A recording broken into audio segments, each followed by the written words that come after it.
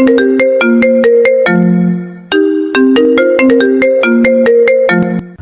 যে বন্ধুরা শুনছো, নতুন নতুন রোমান্টিক ভালোবাসার গল্প পেতে ও শুনতে চাইলে আমাদের সাগর অফিসিয়াল চ্যানেলটি সাবস্ক্রাইব করে বেল বাটনটি অন করে দিও। লাইক কমেন্ট করতে মোটেও ভুলবেন না কিন্তু। ধন্যবাদ সবাইকে। কি ব্যাপার, এই মুখটা এত গম্ভীর কেন? সকাল থেকে দেখছি কারোর সাথে ঠিক মতো কথা বলছো না।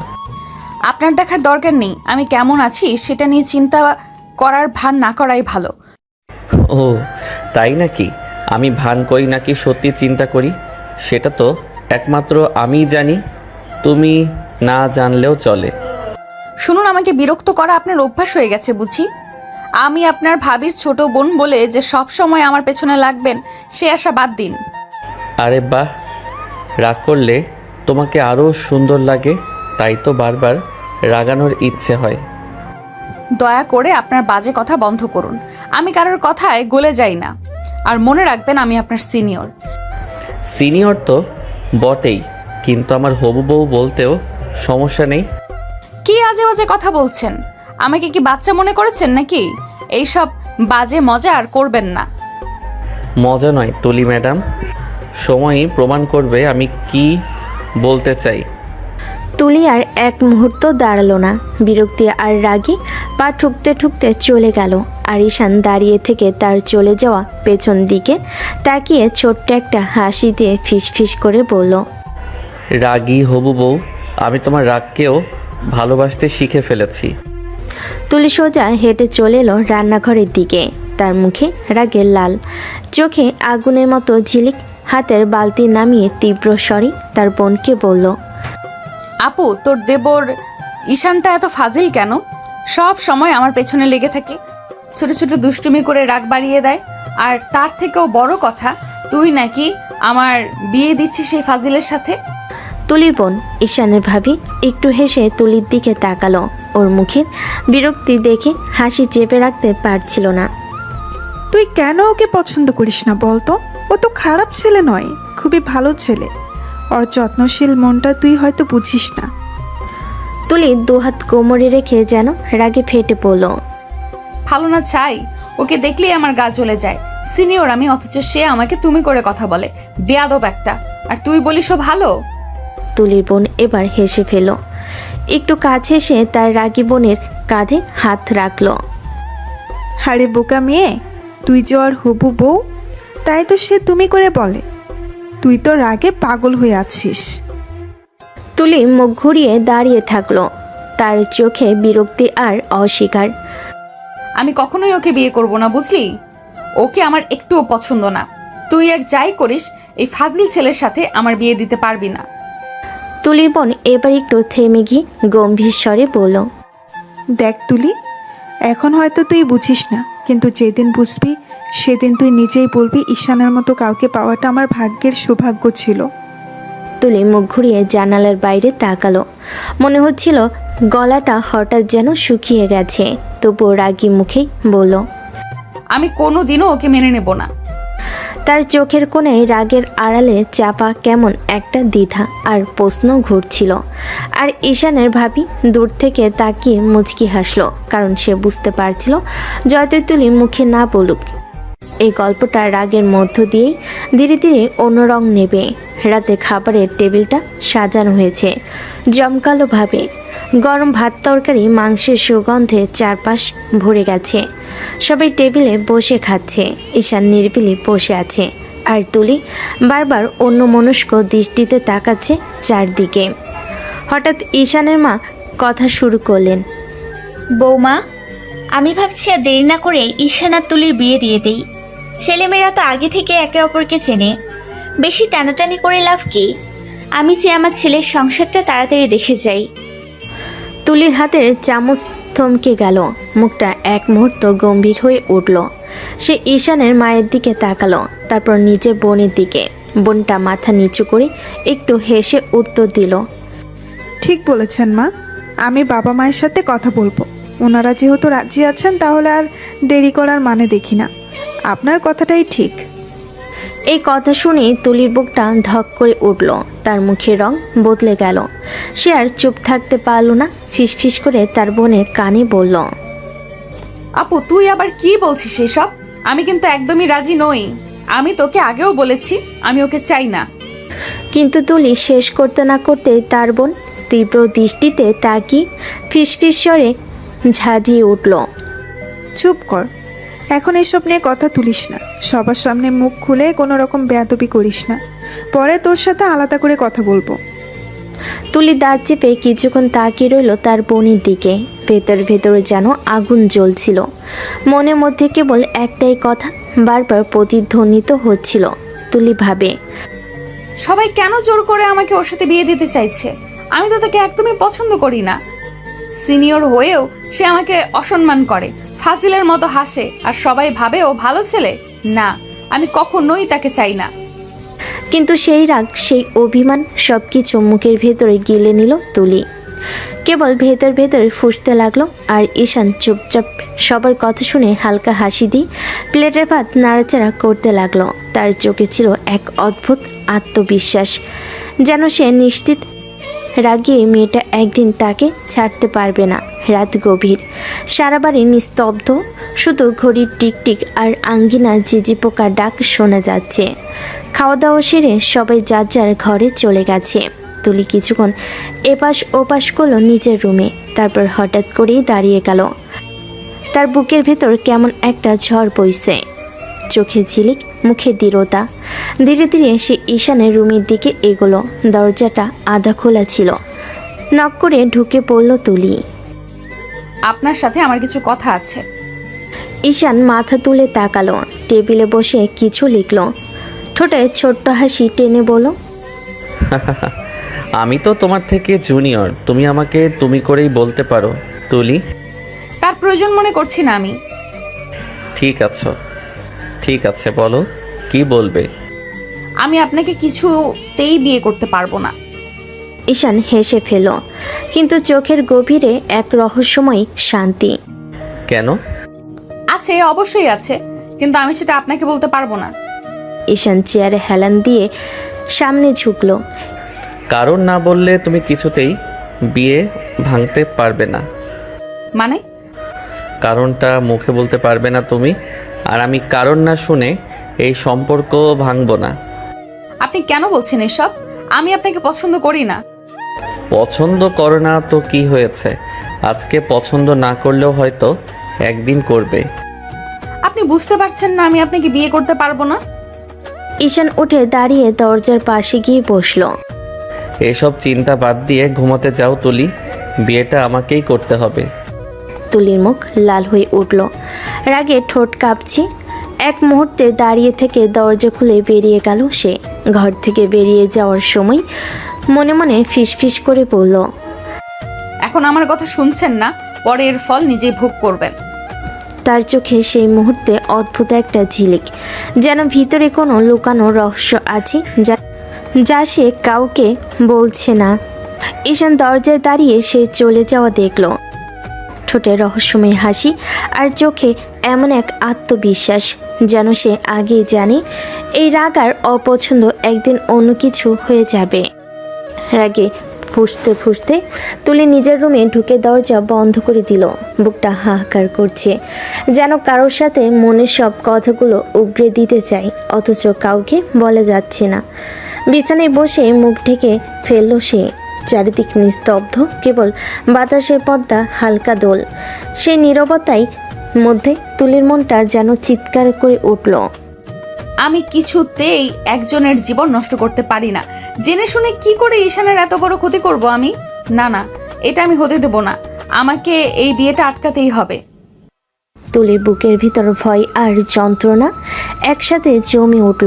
সে জানে ঈশান মোটো খারাপ মানুষ নয়, বরং ওর ভেতরে আছে মমতা, হাসি খুশি স্বভাব। কিন্তু সেই কারণেই তুলি আরও বেশি অস্থির হয়ে পড়ছে। ঈশানের সাথে বিয়ে মানেই ওর জন্য সর্বনাশ ডেকে আনা। আমি জানি সত্যিটা, কিন্তু কাউকে বলতে পারবো না। আমি যদি একটাও কথা বলি সবাই আমাকে দোষী করবে, ভাববে আমি মিথ্যা বলছি। না, আমি কিছু বলবো না। চোখ দিয়ে টপ টপ করে জল পড়তে লাগলো। বুকের ভেতর হাজারো প্রশ্ন। কিরে, আটকাবো এই বিয়ে? বাড়ির সবাই তো রাজি হয়ে গেছে, আপু, মা, এমনকি বাবাও। আমি একা কি করে লড়বো এদের সাথে? তুলি দুহাত দিয়ে চোখ ঢেকে ফিস ফিস করে বলতে লাগলো। হায় আল্লাহ, এখন আমি কি করব? আমি কারোর সাথে আমার সত্যিটা শেয়ার করতে পারছি না, অথচ এই সত্যিটাই আমাকে পুড়িয়ে মারছে। তার চোখের কোণে ভেসে উঠল এক লুকানো অতীত, যেন সে কোনো ভয়ঙ্কর সত্য জানে যা মুখে আনা যায় না। সেই সত্যিটা একই তীব্র যে তার চোখে দৃষ্টি ভারী হয়ে উঠল। চোখের কোণে রহস্যের ঝিলিক, মুখে তীব্র কষ্টের ছাপ, আর মনে মনে প্রতিজ্ঞা, না, আমি চুপ করব না। যেইভাবেই হোক আমাকে এই বিয়ে আটকাতে হবে, যত ঝড়ই আসুক না কেন। রাত গভীর হলো, কিন্তু তুলির চোখে ঘুম এলো না। সে জানে আগামী দিনে এক ভয়ঙ্কর লড়াই শুরু হতে যাচ্ছে, যেখানে তাকে একা লড়তে হবে নিজের লুকানো সত্য আর পরিবারের ইচ্ছার বিরুদ্ধে। সারা রাত এক ফোঁটা ঘুম আসেনি তুলির চোখে। বিছানায় গা এলিয়ে দিল, মাথার ভেতর কেবল একটাই কথা ঘুরছিল, আমাকে এই বিয়ে আটকাতেই হবে। আমি কিছুতেই ঈশানের জীবন নষ্ট করে দিতে পারি না। চোখের কোণে লালচে দাগ, ক্লান্ত শরীর, মন যেন আরও ভারী হয়ে গেছে। ভোরের আজানের সুর ভেসে আসতেই তুলি উঠে দাঁড়ালো, আয়নার সামনে দাঁড়িয়ে নিজের মুখের দিকে তাকালো। চোখ দুটো কেমন ফোলা, চেহারায় অস্থিরতা স্পষ্ট। না, এখানে আর থাকা যাবে না। আমি যদি থাকি সবাই আমাকে জোর করে রাজি করিয়ে ফেলবে। আমাকে বাড়ি ফিরতেই হবে। সকালবেলা হালকা রোদ জানালার ফাঁক দিয়ে ভেতরে ঢুকছে। তুলি সোজা পায়ে হেঁটে চলে গেল তার বোনের রুমে। আপু, আমি বাড়ি চলে যাচ্ছি। বিছানা গুছাতে গুছাতে বোন চমকে তাকালো। কেন? এত ভোরে চলে যাবে কেন? হঠাৎ কি হলো? তুলি চোখ নিচু করে তাকিয়ে রইল, কণ্ঠে এক অজানা অস্থিরতা। বাড়িতে একটু কাজ আছে, আমাকে যেতেই হবে। তুলির বোন কিছুক্ষণ ওর মুখের দিকে তাকিয়ে রইল, যেন মনে হলো তুলি কিছু লুকাচ্ছে। তবুও কিছু না বলে শুধু বলল, আচ্ছা, যদি যেতেই হয় তাহলে অন্তত নাস্তা করে যা। না আপু, আমার সময় নেই। আমি পরে কিছু খেয়ে নেব। এবার তাড়াহুড়ো করে নিজের ব্যাগ গুছিয়ে নিল সে। চুল শক্ত করে বাঁধলো, ওড়না কাঁধে তুলে নিল, মুখটা গম্ভীর, চোখে চাপা অস্থিরতা। দরজার সামনে সে দাঁড়ালো, ঈশানের মায়ের সামনে। আন্টি, আমি বাড়ি যাচ্ছি, কিছু কাজ আছে, পরে আসবো আবার। ঈশানের মা একটু অবাক হয়ে তাকালেন। এই ভোরে চলে যাচ্ছিস? বৌমা কিছু বললো না তোকে? তুলি হালকা হাসি দিয়ে মাথা নিচু করলো। আপু জানে আন্টি আমার দরকার, তাই বেরোচ্ছি। কথাটা বলে আর এক মুহূর্ত দাঁড়ালো না, সোজা গেটের বাইরে চলে গেল। কিন্তু তার চোখে তখনও স্পষ্ট একটা লুকানো সত্যি, যা সে কাউকে বলতে পারছে না। হয়তো সেই সত্যিটাই তাকে সারা রাত জাগিয়ে রেখেছিল, হয়তো সেই সত্যিটাই তাকে অবদ্ধ করেছে এই বিয়ে আটকানোর জন্য। আর ভেতরে ভেতরে ঈশানা তার রুমে বসে জানালার ফাঁক দিয়ে তাকিয়ে রইল, ঠোঁটে মিলান হাসি, চোখে এক অদ্ভুত দৃঢ়তা, যেন সে জানে এই গল্প এখানেই থেমে যাবে না।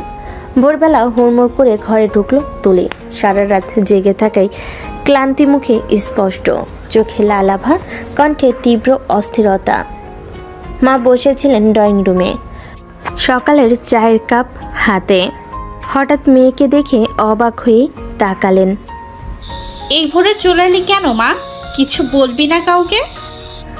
তুলি আর এক মুহূর্ত দেরি করলো না, সরাসরি সামনে গিয়ে দাঁড়িয়ে জোরে বলল, মা, তোমরা কেন আমার সাথে ঈশানের বিয়ে ঠিক করেছো? তোমরা কি সেই সত্যিটা ভুলে গেছো? মায়ের মুখের হাসি এক মুহূর্তে মিলিয়ে গেল, চোখে চাপা শঙ্কা, ঠোঁটে কাঁপুনি। কোন কথা বলছিস তুই? কোন সত্যি? তুলির বুক ধরফর করছে, মুখে ক্ষোভ জন্মে উঠছে। মা, এত বড় সত্যি তোমরা কি করে ভুলে যেতে পারো? তুমি কি সত্যিই ভুলে গেছো, নাকি ইচ্ছে করেই ভুলে থাকতে চাইছো? মায়ের হাতে কাপটা কাঁপতে কাঁপতে প্রায় পড়ে যাচ্ছিল। এক মুহূর্তে তিনি স্থির হয়ে গেলেন, তারপর গড়া গলায় বললেন, খবরদার এই কথা মুখেও আনবি না আর কোনো দিন। যা চাপা আছে চাপা থাকতে দে। তুলির চোখ ভিজে উঠল, রাগ আর কষ্ট মিলেমিশে যেন বুকের ভেতর ফেটে পড়ছে। কেন মা, কেন আমাকে চুপ করাচ্ছ? তোমরা জেনে শুনে একজনের জীবন নষ্ট করছো, আমি কি চুপ করে সেটা দেখতে পারি? মায়ের চোখ এবার জলজল করছে, তিনি তীব্র দৃষ্টিতে তাকিয়ে উঠে দাঁড়ালেন। চুপ কর তুই, আমার মুখের উপর কথা বলবি না। যা হচ্ছে হতে দে, এটাই তোর ভালো হবে। তুলির বুকটা মোচড় দিয়ে উঠল। সে দাঁতে দাঁত চেপে মায়ের চোখে চোখ রেখে বলল, কারোর ক্ষতি করে কারোর ভালো হয় না মা। তুমি যতই বলো এটা আমার ভালো হবে, আমি জানি না, কিন্তু আমি এইটুকু জানি এই বিয়ে মানে ঈশানের সর্বনাশ। এক মুহূর্তে ঘরে নীরবতা নেমে এলো। মা আর মেয়ে দুজনেই নিঃশ্বাস ফেলে তাকিয়ে আছে একে অপরের দিকে। মায়ের চোখে ভয়ের ছাপ, মুখে গোপন আতঙ্ক, আর তুলির চোখে অগ্নিশিখার মতো প্রতিবাদ। সেই মুহূর্তে বোঝা যাচ্ছিল তাদের দুজনেই জানে সেই লুকানো সত্যিটা, কিন্তু দুজনের মুখে আনছে না একটা সত্যি যা প্রকাশ পেলে বদলে যেতে পারে সবার জীবন।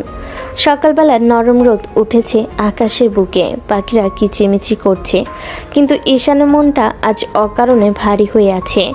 খাবার টেবিলে বসে হাতে চামচটা ঘোরাচ্ছিল সে, অথচ খাওয়ার দিকে কোনো মনোযোগই নেই। তার চোখের দৃষ্টি বারবার মূল দরজার দিকে চলে যাচ্ছিল, যেন ভেতরে ভেতরে অপেক্ষা করছিল তুলি আসবে কিংবা কোথাও থেকে বের হয়ে হঠাৎ সামনে দাঁড়াবে। কিছুক্ষণ পর ঈশানের ভাবি পাশের চেয়ারে বসে হালকা হেসে বলল, কি ব্যাপার, নাস্তা খাচ্ছ না কেন? ঈশান মাথা উঁচু করে হকচকিয়ে বলল, ভাবি, তুলি কোথায়?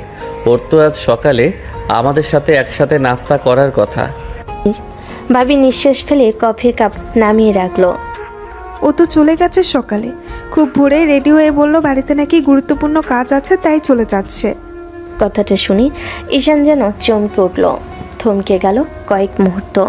হাতের চামচ হঠাৎ টুপ করে প্লেটে পড়ে একটা শব্দ তুলল, তার সাথে একরাশ বিস্ময়, একরাশ কষ্ট ভেসে উঠল। চলে গেল? একবারও আমাকে বলল না? তার গলা শুকনো শোনালো। ভাবি একটু মৃদু হেসে বলল, হয়তো তাড়াহুড়ার কারণে বলতে পারেনি।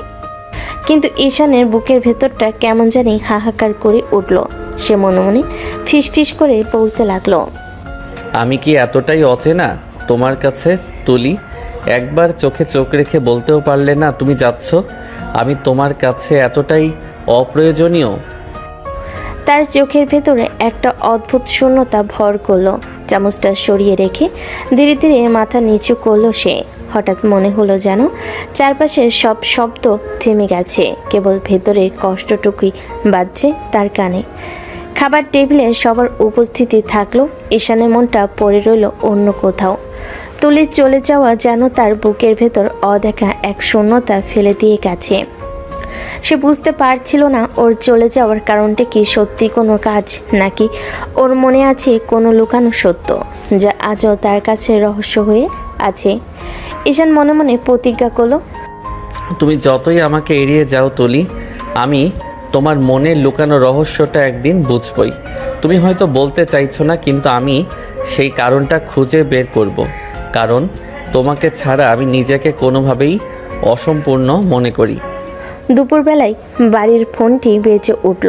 তুলির মা ফোন রিসিভ করতেই ঈশানের মা বলে উঠল, আপা, এবার তো বিয়ের দিন ঠিক করা অতি জরুরি। আমাদের বসে সময়টা ঠিক করে নিলে ভালো হয়। তুলির মা ফোনটা ধরতেই একটু নরম কণ্ঠে ভয়ে ভয়ে বলেন, জি আপা, অবশ্যই। ঈশানের মা বিস্মিত না ভরা আন্তরিকতাই বলেন, ঠিক আছে আপা, তাহলে আমরা কাল আপনার বাড়ি আসছি বিয়ের তারিখ ঠিক করতে। ঠিক আছে আপা। ফোনটা কেটে গেল, কিন্তু ফোন কাটার শব্দ সেই শান্তটাকে ভাঙল না, বরং ঘরের বায়ুটা আরও কড়া হয়ে এলো। তুলিমা ফোন রাখতে না রাখতেই তুলি ঢুকলো, চোখে ক্লান্তি আর মুখে অস্থিরতার ছায়া। শুনলো মা ফোনে কি বলেছে, বোঝাতে পারলো না।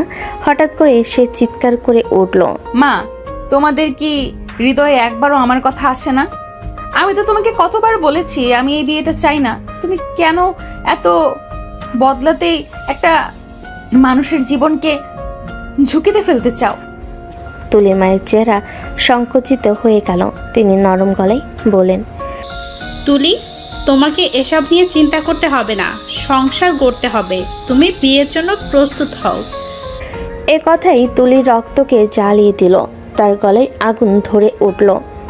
তুমি কিভাবে এত সহজে বলে দিচ্ছ প্রস্তুত হও? তুমি কি সেই সত্যিটা ভুলে গেছো? তুমি কি জানো তুমি কার জীবন নষ্ট করতে যাচ্ছ?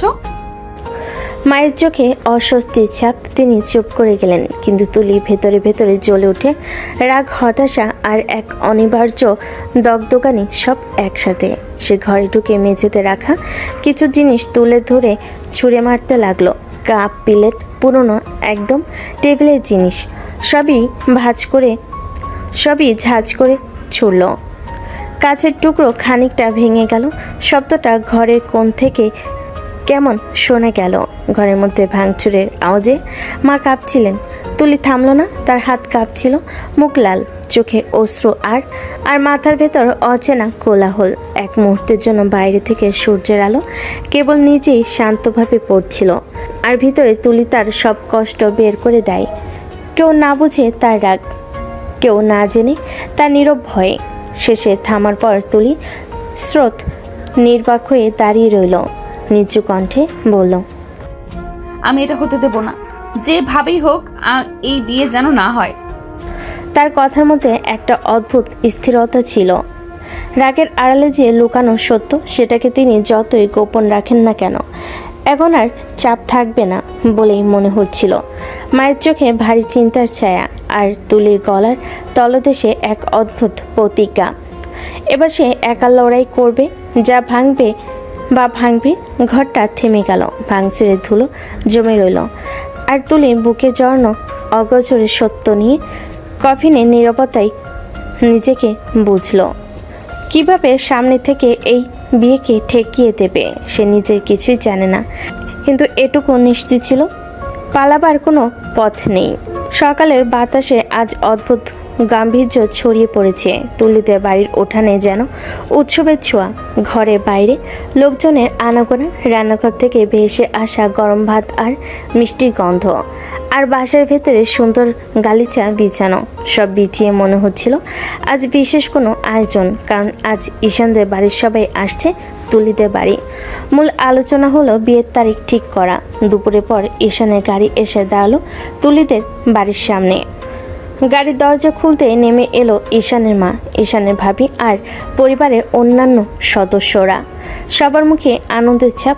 ঘরে ঢুকতেই ঈশানের মা হেসে বললেন, আপা, আমাদের হবু বৌমাকে তো একবার সামনে আনা দরকার। প্লিজ তুলিকে নিয়ে আসুন না। তুলির মায়ের বুকের ভেতর হালকা ধুকপুকানি। মেয়ের রাগী মেজাজ তিনি ভালো করেই জানেন, তবুও চেপে রেখে উঠে দাঁড়িয়ে বললেন, হ্যাঁ আপা, আমি নিয়ে আসছি। তিনি তাড়াহুড়ো করে তুলির ঘরে ঢুকলেন। তুলি তখন চুপচাপ বিছানায় বসেছিল, কিন্তু চোখে সেই আগুন রয়ে গেছে। মা, এসব আদিক্ষেতা আমার মোটেই ভালো লাগছে না। আমি কারোর সামনে যেতে চাই না। চুপ করে যা, বেশি কথা বলবি না, আমার সাথে চল। মানুষ এসেছে, তোর এমন খামখেয়ালি চলবে না। তুলি দাঁতে দাঁত চেপে ভেতরে ভেতরে খেপে উঠল, কিন্তু মায়ের চোখের দিকে তাকিয়ে আর প্রতিবাদ করলো না। একরকম বাধ্য হয়ে সাদা গোলাপি সালোয়ার রেডি হয়ে মায়ের সাথে বাইরে এলো। তুলি যখন ঘর থেকে বের হল, তখন ঘরের সব আলোচনা হঠাৎ ঝলমল করে উঠল। ঈশানের চোখ পড়তেই আর ফেরাতে পারল না। সে অভিভূত হয়ে তাকিয়ে রইল। মনের ভেতর কেবল একই অনুভূতি কাজ করছিল। এমন মেয়েকেই তো চাই আমার জীবনের সঙ্গী হিসেবে। তুলি ঠোঁট কামড়ে মুখটা অন্যদিকে ফিরিয়ে রাখলো। তার চোখে রাগ, অভিমান, বিরক্তি, কিন্তু ঈশানের চোখে তবুও শুধু প্রশংসা আর মুগ্ধতার ছাপ। বসা ঘরে তখন সবাই একসাথে মেতে উঠল। হাসি আড্ডার মধ্যে তুলির গম্ভীর মুখটা যেন কারোর চোখে ধরা পড়ছিল না। ঈশানের মা খুশি গলায় বললেন, আচ্ছা আপা, তাহলে এবার একটা শুভ দিন দেখে নেই, আর দেরি করে লাভ নেই। তুলির মা সম্মতি জানালেন। তার পাশ থেকে ঈশানের বাবা মাথা নেড়ে রাজি হলেন। কথা কাটাকাটির পর ঠিক হলো আগামী মাসে বিয়ের দিন। সবাই খুশিতে উৎফুল্ল হয়ে উঠল। হাসাহাসি, চায়ের কাপের টুংটাং শব্দ ঘর ভরে গেল। কিন্তু সেই ভিড়ের মাঝেই তুলি নিজের দুহাত মুঠো করে বসেছিল। তার চোখের ভেতর লুকানো অস্থিরতা কার চোখে পড়ল না। মনে মনে সে কেবল একটা কথাই বলছিল, না, এটা হতে দেব না। যতই সবাই খুশি হোক, আমি জানি এই বিয়েটার ভেতরে লুকিয়ে আছে এক অজানা সত্য। ঈশান আবারও তার দিকে তাকিয়ে মিষ্টি হাসল, কিন্তু তুলির ঠোঁট শক্ত করে চোখ ফিরিয়ে নিল। তার মনে তখন একটাই প্রতিজ্ঞা, এই হাসির আড়ালে যা লুকিয়ে আছে তা সে প্রকাশ না করা পর্যন্ত থামবে না। বিয়ের দিন ঠিক হওয়ার উত্তেজনা আর সকাল বিকেলের আনাগোনা শেষে তুলির পায়ের ধুলো ফেলে সে চুপচাপ রুমের দরজায় ঢুকলো। রুমের কোণে বসে বিছানার চাদর আঁকড়ে ধরে একটু শান্তি খুঁজছিল। ভেতরের মনটা এখনো অস্থির, একদম স্থির হওয়া যেন সহজ নয়। কিছুক্ষণ পর তুলির বোনও চুপচাপ রুমে ঢুকলো, চোখে উচ্ছ্বাস আর মুখে হালকা হাসি। কিরে, ওইভাবে উঠে চলে এলি কেন? তুলি নিজের চুল আশ্রয় নিয়ে বিরক্ত আর অভিমান মিশিয়ে বলল, আমার ভালো লাগছে না, তাই চলে আসছি। কিরে, তোর এই বিয়ে নিয়ে এত সমস্যা কিসের? ভালো ছেলে, ভালো চাকরি, আর কি চাই? তুমি জানো না আপা, আমি কেন বিয়েটা করতে চাই না। তুলির বোনের কৌতূহল জেগে উঠল। মুখে কিছু বলার আগেই দরজার খুটখটানি শব্দ। তুলির মা প্রবেশ করল, চোখে এক অদ্ভুত কঠোরতা, কণ্ঠে গম্ভীরতা। তাড়াতাড়ি যা, তোর শাশুড়ি তো এখানে এসেছে, তোর শ্বশুর দেবর সবাই খেতে বসেছে, তারা কি মনে করবে? এখানে বসে কি করছিস? তুলির বড় বোন খানিকটা নরম গলার সঙ্গে মাথা নেড়ে বলল, আচ্ছা মা, ঠিক আছে, চলো আমরা তোদের আপ্যায়ন করি। মা হালকা হাসতে হাসতে বাইরে চলে গেলেন। বাড়ির বাকি সদস্যরা তখন রেডি হয়ে বসেছে খেতে। রুমে থেকে তুলি এবং তার বোন এখন ধীরে ধীরে নিচে নামলো। আঙ্গিনার রঙিন সাজসজ্জা, হালকা হাসি আর ভেতরে অদৃশ্য উত্তেজনা সব মিলিয়ে যেন এক উৎসবের ছোঁয়া। তুলি বোনের মন খুশি। এই সুন্দর খাওয়া দাওয়া, এই আপ্যায়ন, কেউ ভাববে না আমি কেন এত অস্থির। তুলি নিজের মনে বলল। তাদের পা ধীরে ধীরে আঙ্গিনায় নেমে এলো। সবাই হাসি মাখা চোখে তাকিয়েছিল। তুলির চোখে অস্থিরতা, মুখে অভিমান, কিন্তু ভেতরে লুকানো সত্য এখনও চুপচাপ অপেক্ষা করছে। এই আপ্যায়নের মধ্যে যেন সব কিছু শান্ত, সুন্দর এবং সাজানো। কিন্তু তুলির মন জানে এই দিনটি শুধুই খুশি দেখাবে, কিন্তু তার মনে লুকানো সত্য ফেটে পড়ার অপেক্ষায়। তুলি চুপচাপ বোনের হাত ধুলো, ধীরে ধীরে এগোলো, কিন্তু ভেতরে তুলি জানে আগামী দিনে এই সুন্দর ছদ্মমায়ের পর্দার আড়ালে এক ঝড় বয়ে যাবে। 1 মাসের অপেক্ষার পর আজ সেই দিন। ঘর জুড়ে সাজসজ্জা, আলো আর ফুলের গন্ধ, নাচ গান, মেহেদি, গায়ে হলুদ আর বিয়ের আচার শেষ হয়ে এখন নতুন কোণে তুলি এসেছে ঈশানের ঘরে, তার জীবনের নতুন অধ্যায়ে। রাত গভীর হয়ে এসেছে। জানালার বাইরে পূর্ণিমার আলো নীরবে বিছিয়ে আছে।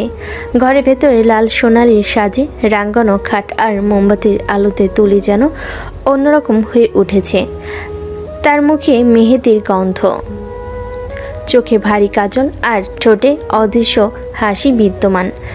ঈশান ধীরে ধীরে দরজাটা বন্ধ করে তুলির কাছে এসে দাঁড়ালো। এক মুহূর্তের জন্য শুধু তাকিয়ে রইল সেই কঠিন, সিনিয়র আর রাগী মেয়েটা এখন তার সামনে বসে আছে বসে যে। ঈশান মৃদু হেসে নরম গলায় বলল, তুমি তো সত্যি সত্যি আমার বউ হয়ে গেলে। তুলি ঠোঁট কামড়ে চোখ নিচু করলো। ভেতরে এক অদ্ভুত ঝড়, গলার স্বরটা কেঁপে উঠল। এটাই আমার জীবনের সবচেয়ে বড় ভুল হলো। ঈশান একটু চমকে গেল, থামলো না, চোখে একরাশ মায়া আর অভিমান নিয়ে হাসলো। তোমাকে পেলে জীবনের সব ভুলই আমার কাছে সঠিক বলে মনে হবে। তুলি মুখ তুলে 1 সেকেন্ড ঈশানের চোখের দিকে তাকালো। সেই চোখে অদ্ভুত ভালোবাসা, কিন্তু তার নিজের চোখে অজানা একটা ছায়া। এই ভুলের জন্য কোনো দিন যেন আফসোস না হয়। কখনোই আফসোস হবে না আমার। তুমি আমার জীবনে থাকলেই সব ঠিক হয়ে যাবে। ঈশান মৃদু হাসলো, হাত বাড়িয়ে তুলির হাত ধরলো। তুলি ঠোঁট কামড়ে নীরব হয়ে গেল। বাইরে বাতাসের শব্দ, ভেতরে কেবল নিস্তব্ধতা। তার চোখে এক ফোঁটা জল ঝিলিক দিয়ে উঠল, যা কেউ দেখল না। ঈশানের চোখে তখন কেবল একটাই স্বপ্ন, যেভাবে হোক এই মেয়েটাকে সে হাসাতে পারবে। আর তুলির চোখে লুকানো সেই অজানা সত্য, যা এখনো ঈশানের অজানা। বাসরের বাতাস হালকা মোমবাতির ধোঁয়া ভেসে যাচ্ছিল। বাসরের আলো নরম, আর ঘরের কোণে বসানো ফুলের সুবাস মৃদু ছড়াচ্ছিল। ঈশান ধীরে ধীরে তুলির দিকে এগোলো। হৃদয় দোলা দিচ্ছিল, মনে মনে তুলিকে জড়িয়ে ধরার ও কিছুটা আদর করার ইচ্ছে জাগছিল। কিন্তু তুলি এই মুহূর্তে সতর্ক হয়ে গেল। সে দাঁড়িয়ে বলল, আমার কাছে আসবেন না। ঈশান কিছুটা হতবাক হলো, ধীরভাবে বললেন, আমাদের তো বিয়ে হয়ে গেছে, আমি তোমার কাছে আসতেই পারি। তুলি ঠোঁট কামড়ে চোখে আগুনের শিখা দিয়ে বলল, আমি তো এই বিয়ে মানি না। বিয়ে যখন হয়েছে তখন তো সব কিছু স্বাভাবিক করতেই হবে। তুলির চোখে আরো ক্ষোভ ফুটে উঠল। সে চিৎকার করতে করতে বলল, খবরদার আমার আশেপাশে যেন না দেখি। ঠিক আছে, তাহলে চুপচাপ শুয়ে পড়ো। তুমি যখন চাইবে তখনই আমি তোমার কাছে আসব। তুলি ঠোঁট কামড়ে চুপচাপ ঘুরে খাটের একপাশে শুয়ে পড়ল। চোখে অশ্রু, মুখে অভিমান, কিন্তু ভেতরে ভেতরে এক অদ্ভুত দৃঢ়তা। ঈশান শুধু খাটের পাশে দাঁড়িয়ে দেখছিল। তার চোখে শুধু ধৈর্য, মৃদু হাসি আর এক অদ্ভুত ভালোবাসার ছাপ। সে জানত তুলি এই কঠোরতা একদিন ভেঙে যাবে, আর সেই দিনটা যত দেরি হোক না কেন তার কাছে অপেক্ষার মতোই মূল্যবান। ঘরে নীরবতা নেমে এলো, বাইরে বাতাসের হালকা আওয়াজ, ভেতরে হৃদয়ের নিঃশ্বাস। তুলির চোখে রাগ, ঈশানের চোখে প্রেম, আর সেই শান্ত নিঃশব্দ রাতের মধ্যে বীজ বোনা হলো ভবিষ্যতের অজানা আবেগ ও দ্বন্দ্বের। সকালবেলার নরম রোদ ঘরে ঢুকছিল। তুলির চোখ খুলতে চমকে উঠল। ঈশান ঠিক তার পাশে শুয়ে জড়িয়ে ধরে আছে। তার হাত তুলির থেকে আলগা করতে চাচ্ছিল, কিন্তু ঈশান ধীরে ধীরে আরো গভীর করে জড়িয়ে ধরেছে। কি করছেন? ছাড়ুন আমাকে, আমি উঠবো। একটু তো আদর করতে দাওনি, তারপর আবার জড়িয়ে ধরতে দিচ্ছ না। এরকম করলে তো আমাকে সন্ন্যাসী হয়ে ঘুরে বেড়াতে হবে। তুলির ভেতরে অজানা আনন্দের ঢেউ বয়ে গেল। মনে মনে সে খুব হাসি পেল, কিন্তু মুখটা কঠোর রাখলো। ঠোঁট চাপা দিয়ে চুপচাপ কাঁধ উঁচু করে শুয়ে রইল। ঈশান শুধু ধীরে ধীরে হাসলো, আর তুলির কঠোর মুখের আড়ালে সে লুকানো হাসি বুঝতে পারছিল। সে জানত তুলির এই কঠোরতা, অভিমান, মুখের অভিব্যক্তি সবই এক ধরনের খেলাই। তুলি ভেতরে ভেতরে ভাবল, এইভাবে আমাকে সন্ন্যাসী হওয়ার হুমকি দিচ্ছে, অথচ আমি কতটা আনন্দিত যা সে বুঝতে পারছে না। কিন্তু সব কিছুই মাঝে আমার চিন্তা কেউ বুঝবে না।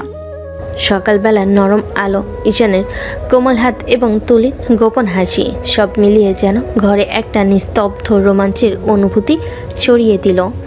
সকালের আলো নরম হলো, তুলির মনটা চাঙ্গা হয়ে উঠছিল। দ্রুত ফ্রেশ হয়ে তুলি রান্নাঘরে হেঁটে গেল। সেখানে সে দেখল তার বোন আর ঈশানের মা ব্যস্তভাবে রান্নার কাজে নিমগ্ন। খুশির মিশ্রণ ভাসছিল ঘরে, আর হালকা হো হো শব্দে কাটছিল শান্ত সকাল। তুলি যেতেই ঈশানের মা চোখ মেলেন এবং অবাক সুরে বলেন, তুমি এত সকাল সকাল উঠে পড়েছো কেন বৌমা? আন্টি, এখন তো বেলাই হয়ে গেছে। এই শব্দ শুনে ঈশানের মা হঠাৎ রেগে গেলেন। চোখে অদ্ভুত কঠোরতা, কণ্ঠে ঝরঝরে গম্ভীরতা। খবরদার, আমাকে আন্টি বলবি না। আমি তোর শাশুড়ি, আর শাশুড়িকে মা বলে ডাকতে হয়, জানিস না? তোর বোন কি আমাকে আন্টি বলে ডাকে নাকি মা বলে ডাকে? তুলি এক মুহূর্তের জন্য চুপ, গলায় একটু কণ্ঠ কমিয়ে বলল, সরি আন্টি। না মানে আসলে সরি মা। এই মুহূর্তে তুলির বোন আর ঈশানের মা দুজনেই হেসে ফেলেন। হাসির রেশ ঘরে ভেসে উঠল। ঈশানের মা আবার মুখে হালকা কঠোরতা বজায় রেখে বললেন, ঠিক আছে, এখন থেকে মা বলবি, অন্য কোনো কথা আমি শুনতে চাই না। তুলি মৃদু মাথা নেড়ে মুচকি হাসল। ঘরে সেই আনন্দময়তা, হাসি আর হালকা ছটফট ভাব, সব মিলিয়ে সকালটা আরও সুন্দর হয়ে উঠল। এরপর তারা তিনজন গল্প করতে করতে নাস্তা বানাতে লাগলো। ঘরে ভেসে আসছিল মিষ্টি কথোপকথন, হাসি ঝিলিক, আর তুলি নিজেও ভেতরে ভেতরে খুশি হলো। সকালের নরম আলো ঘরে ভেসে আসছিল। ঈশান ফ্রেশ হয়ে রান্নাঘরের দিকে হেঁটে এলো। এক নজর তাকাতে দেখলো তুলি, তার মা আর তুলির বোন হাসি মুখে গল্প করছে। ঘরে ভেসে আসা হেসে খেলায়, তাদের মধুর আড্ডায় ঈশান মনেই মুগ্ধ হয়ে গেল। কিন্তু সঙ্গে সঙ্গে সে নিজের মনে ভাবল, বউ তো আমার ঠিকই আছে, কিন্তু আমি কাছে গেলেই মুখ কালো হয়ে যায়। আমার মধ্যে কি কোনো বিষাক্ত জিনিস আছে নাকি? ঈশান খানিকটা মাথা নেড়ে হেসে উঠল, তারপর ধীরে ধীরে ব্রেকফাস্ট টেবিলে এসে বসে পড়ল। তুলির বোন আর ঈশান মা তাকে দেখে হাতের কাজ বন্ধ করে হাসি দিলেন। ঈশানের ভাবি হেসে বললেন, চলো খেতে দেই। ধীরে ধীরে সবাই টেবিলে বসলো। নরম আলো, হালকা কথোপকথন আর হাসি ঝিলিক, সব মিলিয়ে সকালটা আনন্দঘন হয়ে উঠল। তুলি যতটা কঠোর মুখ রাখলেও ঈশানের কাছ থেকে একাধিক চাঞ্চল্যকর নজর এড়াতে পারল না।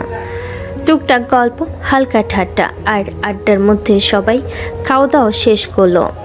খাবার শেষ হতেই ঈশান অফিসের জন্য রেডি হলো। সবাই তাকে বিদায় জানালো। ঈশান দরজা থেকে চুপচাপ তাকিয়ে দেখলো তুলি তার বোন আর মায়ের সঙ্গে হাসি খুশি আড্ডায় মেতে আছে। তারপর ধীরে ধীরে অফিসের পথে রওনা হলো। ঈশান চলে যাওয়ার পর তুলি তার বোনের দিকে মুখ তুলে বলল, আপা, আমার একটা জরুরি কাজ আছে, আমি একটু বাইরে যেতে চাই। কালই তো বিয়ে হয়েছে, আজকে বাইরে গেলে মানুষ কি বলবে? এই সময় হঠাৎ ঈশানের মা রান্নাঘরের দরজা খুলে প্রবেশ করলেন। চোখে শান্তি, কণ্ঠে স্নিগ্ধ কঠোরতা। আরে বৌমা, কি বলো এসব? ওর দরকার হয়েছে, ও বাইরে যাবে, এতে আমাদের কোনো সমস্যা নেই। তুমি ওকে কিছু বলো না। তুলিমা, তুমি যাও। তুলি কিছুক্ষণ চুপচাপ তার বোনের দিকে তাকালো, তারপর ধীরে ধীরে ব্যাগ নিয়ে রাস্তায় বের হয়ে গেল। ঘরের ভিতরে হালকা নীরবতা নেমে এলো। তুলি বাইরে গেলে তার বোন একটু শিথিল হয়ে হেসে ফেলল। এই মেয়েটা কত কঠোর মনে হলেও মনটা ভীষণ নরম। তুলির পায়ের নিচে ধুলো উঠছে, রোদ নরমভাবে পড়ছে, আর তার মন দ্রুত কাজ করছে। জরুরি কাজটা সফল করতে হবে, কিন্তু সেটা কিভাবে হবে সে এখনও ভাবছে। বাইরে বেরিয়ে তুলি ধীরে ধীরে শহরের পথে হাঁটতে লাগলো। মনে মনে বলল, আজকে আমার কাজটা শেষ করতে হবে, কিন্তু কেউ যেন সত্যিটা না জানে। সকালে রোদ নরমভাবে ছাদে পড়ছিল, কিন্তু তুলির মন একদম অস্থির। সেসব কাজ করতে হবে, তা আর দেরি করা চলবে না। ধীরে ধীরে সে হাসপাতালের দিকে হাঁটতে লাগলো। ধুলো উড়ছিল, রাস্তায় মানুষ চুপচাপ চলছিল, কিন্তু তুলির মনে অদ্ভুত উত্তেজনা এবং দ্বন্দ্ব ঘুরপাক খাচ্ছিল।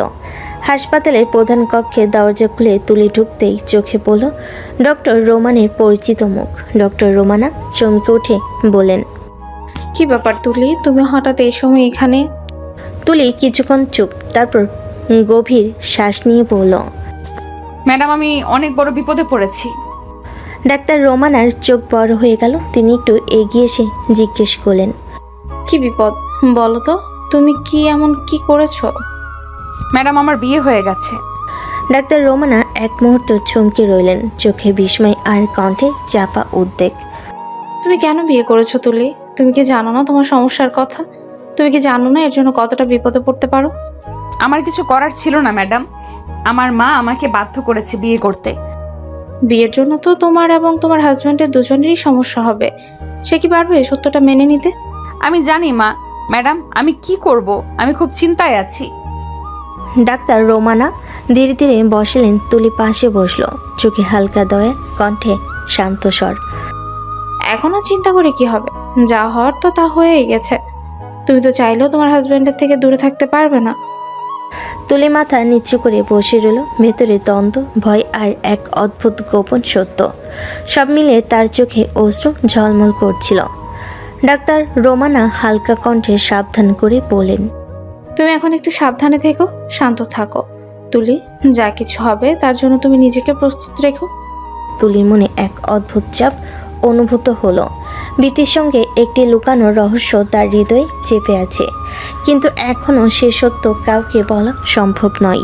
তুলি ধীরে ধীরে মাথা নিচু করে চুপচাপ বসে রইল, যেন এক অদৃশ্য যুদ্ধে তার মন নীরব যুদ্ধ করছে। হাসপাতালের নিরিবিলি কক্ষে এই নীরবতা যেন সেই গোপন রহস্যের প্রতিফলন। বিকেলে নরম আলোয় রাস্তাটা ফাঁকা। হাসপাতালের সামনে তুলি দাঁড়িয়ে ব্যাগটা কাঁধে ঝুলিয়ে ধীরে ধীরে বেরিয়ে আসছিল, মুখে ক্লান্তি, চোখে এক অদ্ভুত উদ্বেগ। ঠিক সেই সময় ঈশানের গাড়ি ওদিকে ঢুকছিল। অফিস থেকে ফেরার পথে সে হঠাৎই তুলিকে হাসপাতাল থেকে বের হতে দেখল। দূর থেকেই চোখে কেমন অচেনা সন্দেহ আর বিস্ময় নিয়ে তাকিয়ে রইল। ঈশান গাড়ি থামালো না, শুধু চোখে রহস্য নিয়ে ভাবতে লাগলো। তুলি হাসপাতালে গেল কেন? ওর কি শরীর খারাপ না অন্য কিছু? বাড়িতে পৌঁছেই ঈশান গিয়ে সরাসরি তুলির রুমে দরজায় দাঁড়ালো। তুলি তখন কাপড় বদলাচ্ছিল। দরজা খুলে তুলি চমকে উঠল। তুমি হাসপাতালে কেন গিয়েছিলে? তোমার কি শরীর খারাপ? তুলি চোখ বড় হয়ে গেল, মুখে অস্থিরতা, কিন্তু খুব দ্রুত নিজেকে সামলে নিল। না না, আমার শরীর খারাপ না। আমার এক বান্ধবীর একটু শরীর খারাপ ছিল, তাই ওকে নিয়ে একটু ডাক্তারের কাছে গিয়েছিলাম। ঈশানের চোখে সন্দেহের ছায়া। সে ধীরে ধীরে এগিয়ে এলো। আমার কাছ থেকে তুমি কিছু লুকাচ্ছ না তো? না, আমি কি লুকাবো? ঈশান এক মুহূর্ত চুপ করে তার দিকে তাকিয়ে থাকলো। তারপর হঠাৎ করে তুলিকে কাছে টেনে নিল, বুকের মধ্যে জড়িয়ে ধরল। আমার কাছ থেকে কিছু লুকিয়েও না জান। আমি কিন্তু তোমাকে বড্ড ভালোবাসি। তোমার যদি শরীর খারাপ হয়ে থাকে আমাকে বলো, আমি তোমাকে চিকিৎসা করাবো। তুলির বুকের ভিতর কেমন ধকধক করে উঠল। মুখের কষ্টে হাসি এনে বলল, আরে না, আপনি যতই চিন্তা করছেন, আমার কিছু হয়নি। ঈশান তার চোখের গভীরতা পড়ে ফেলতে চাইছিল, আর একটু কাছে এসে ধীরে ধীরে তুলির ঠোঁটে কিস করতে লাগলো। তুলি হঠাৎ ঈশানকে ধাক্কা দিয়ে সরিয়ে দিল। আমি বলছি না আপনাকে আমি মানি না, আমার কাছে আসেন কেন? ঈশান কিছুক্ষণ চুপচাপ তার দিকে তাকিয়ে রইল। চোখে কষ্ট আর অভিমান জমল। সে আর কিছু বলল না, চুপচাপ ঘরে কোণে সরে দাঁড়ালো। তুলিও মুখ ফিরিয়ে জানালার দিকে তাকিয়ে রইল। ভিতর এক বিশাল রহস্য লুকিয়ে আছে, যা সে কাউকে বলতে পারছে না। রাতে খাওয়া দাওয়া শেষ করে তুলি নিঃশব্দে ঘরে ঢুকলো। ঈশান তখন জানালার পাশে দাঁড়িয়ে হাওয়ার দিকে তাকিয়েছিল। এক পলক তুলির দিকে তাকিয়ে সে চোখ নামিয়ে নিল। তুলি ধীরে ধীরে এগিয়ে এসে বলল, সরি। কেন সরি? তখন আমার আপনার সাথে এমনটা করা উচিত হয়নি। আপনাকে ঠেলে সরিয়ে দেওয়া ঠিক হয়নি। সমস্যা নেই, আমি কিছু মনে করিনি। হঠাৎ সে তুলির হাত ধরে টেনে নিজের কাছে টেনে নিল। তুলি অবাক হয়ে বলল, আরে কি করছেন? ঈশান আঙ্গুল তুলির চোটে রেখে ফিস করে বলল, কিছু বলো না, শুধু আমার চোখের দিকে তাকাও। দেখো আমি তোমাকে কতটা ভালোবাসি। তুলি প্রথমে ভয় পেয়ে একটু সরতে চাইল, কিন্তু ঈশান খুব ধীরে কোমলভাবে তার কাছে এলো। তার কণ্ঠে আর স্পর্শে রাগ নেই, শুধু একরাশ ভালোবাসা আর আবেগ। সে তুলির কপালে গালে হাতের আঙ্গুলে ছোট ছোট চুমু দিয়ে তার কাছে থাকা ভালোবাসাটা বোঝাতে লাগলো। ঈশান ধীরে ধীরে তুলির ঠোঁটে কিস করতে শুরু করলো। তুলি চুপচাপ চোখ বুজে থাকলো। তার মনে দ্বন্দ্ব, ভয় আর অজানা অনুভূতি একসাথে ঘুরপাক খেতে লাগলো।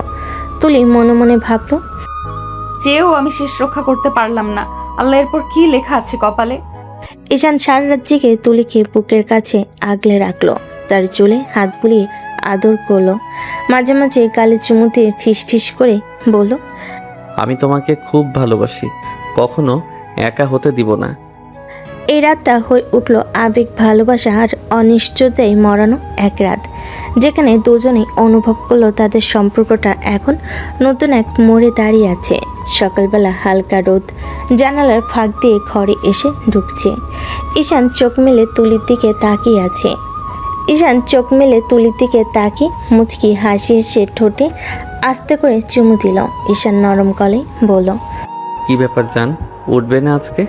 তুলি লজ্জায় তার বুকের মধ্যে মুখ লুকিয়ে ফেল।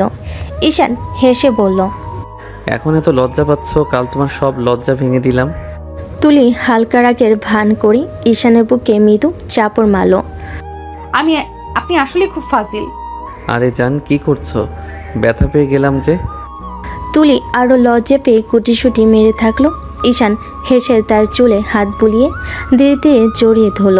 দুজনের মাঝে একটা নরম মিষ্টি ভালোবাসার আবেশ ছড়িয়ে পড়ল। বিকেলবেলা তুলি তার বোনের রুমে ঢুকলো। চোখে হালকা চিন্তা, কণ্ঠে উৎকণ্ঠা। আপু, রেহানকে হোস্টেল থেকে কবে আনবে? ছেলেটা আমাদের বিয়েতেও আসতে পারলো না। তুলি বোন একটু হাসলো, তারপর শান্ত কণ্ঠে বলল, আরে রেহানের তো পরীক্ষা ছিল, তাইও আসতে পারেনি। এত চিন্তা করিস না, এক সপ্তাহ পরে ওর স্কুল ছুটি দিবে, তখন এসে থাকবে কিছুদিন। তুলি একটু শান্ত হলো, কিন্তু চোখে আবারও মিথ্যা মিশ্রিত উদ্বেগ ঝলমল করতে লাগলো। মনে মনে ভাবলো, রেহান না থাকায় বিয়েটার আনন্দটা কমে গেছে। ছেলেটার সঙ্গে মজা করতাম। চিন্তা করিস না জান, রিহান আসলে আবার সব কিছু ঠিক হয়ে যাবে। তুলির মুখে হালকা হাসি ফুটলো, জানালো পরিবারের ছোট ছোট সদস্যের জন্য তার মনে কত যত্ন আছে। রেহান ঈশানের ভাইয়ের ছেলে, অর্থাৎ তুলির বোনের ছেলেও। তার জন্য পরিবারের এক অমূল্য অংশ নিজের ভিতর ছোট্ট নীরবতা ভেসে উঠল। কিন্তু হৃদয়ে সবই জানত, পরিবারের এই বন্ধনই তাদের জীবনের সবচেয়ে বড় সুখ। রাতের নিস্তব্ধতা ঘরে নেমে এসেছে। বাতাসে হালকা ঠান্ডা জানালার ফাঁক দিয়ে মৃদু আলো ঢুকছে। তুলি ঘরে ঢুকতে ঈশান তার দিকে ধীরে ধীরে এগিয়ে এলো। হঠাৎ সে তুলির দিকে হাত বাড়িয়ে টান দিয়ে জড়িয়ে ধরল। আরে বউ, এত পালাই পালাই করো কেন? তোমাকে তো কাছেই পাই না। তুলির মিথ্যে রাগ দেখিয়ে বলল, কেন এত কাছে পেতে হবে?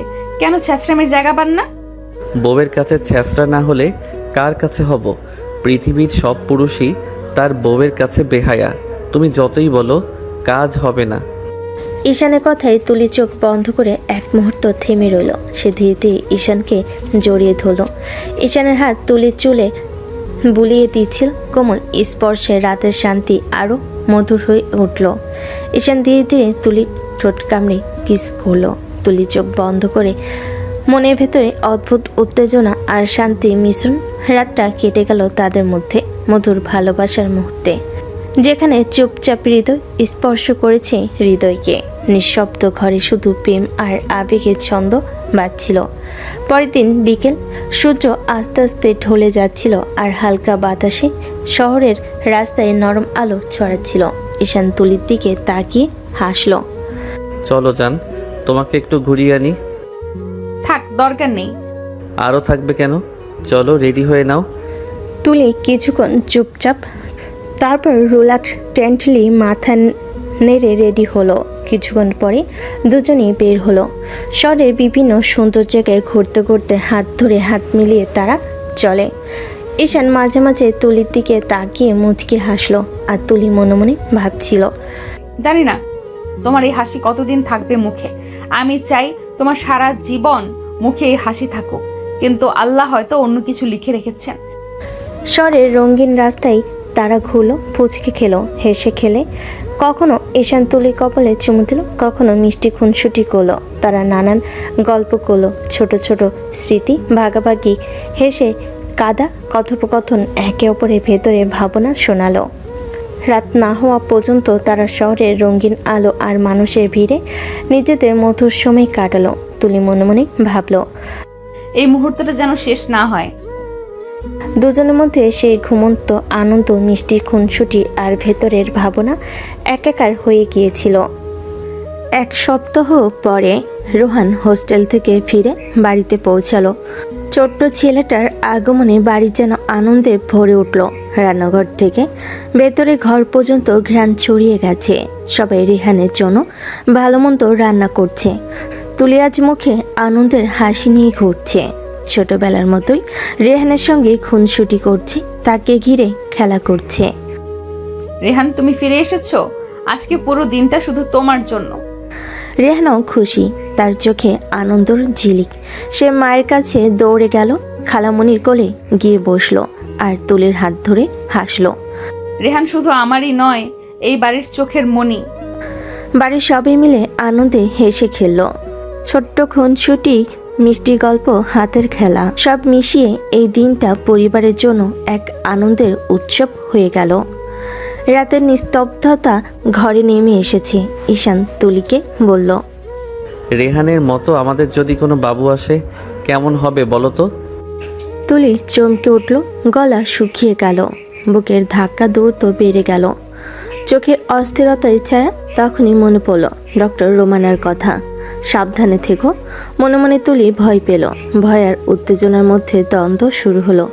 এ সময় ঈশান এসে কাঁধে হাত দিয়ে ধীরে ধীরে তাকে জড়িয়ে ধরল। কি ব্যাপার? কি হলো? ঘামছো কেন? তুলি লজ্জার ভয়ের কারণে কণ্ঠ খুঁজে পেল না, কিছু না বলার ভান করলো। কিছু না, কিচ্ছু না। ঈশান চুপচাপ তার কথার মানে বুঝতে চাইল, হাত বুলিয়ে বলল, চুপচাপ থেকো না জান, আমি জানি তুমি ভয় পাচ্ছ। কি হয়েছে বলো আমাকে। কিন্তু তুলির মন আজ অস্থির। ঈশানের কোমল কথাগুলো কানে গিয়ে পৌঁছায় না, শুধু মনে ভয়ের ছায়া। সে ভেতরে জানে যা হচ্ছে তা সুন্দর, কিন্তু কিছু একটা গোপন চিন্তা তার শান্তি নষ্ট করছে। রাতটা কাটলো এভাবেই। ঈশান পাশে বসে জড়িয়ে ধরে এবং তার জন্য ধীরে ধীরে মিষ্টি মায়া প্রকাশ করলো। আর তুলির মন ভেতরে ভয় আর উত্তেজনার দ্বন্দ্বে ঘুরপাক খেলো। 2 মাস কেটে গেছে। তুলির মধ্যে এখন এক অদ্ভুত ক্লান্তি, শরীরের অস্থিরতা। সে কারোর কাছে কিছু বলেনি। সেদিন দুপুরে হঠাৎ করে রান্নাঘরে পানি নিতে গিয়ে তুলি মাথা ঘুরে মেঝেতে লুটিয়ে পড়ল। তুলি জান, চোখ খোলো তুলি। হৃদয় কেঁপে উঠল ঈশানের। তাড়াহুড়ো করে কোলে তুলে গাড়িতে তুলল। আমার জানের কিছু হলে আমি বাঁচবো না।